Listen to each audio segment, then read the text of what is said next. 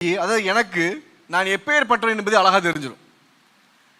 அது அதே மாதிரி பரிசுத்த ஆவியானவர் பார்த்தீங்கன்னா எனக்குள்ள இருக்கும்போது அவர் என்னுடைய ஆழமும் தெரியும், தேவனுடைய ஆழமும் தெரியும்.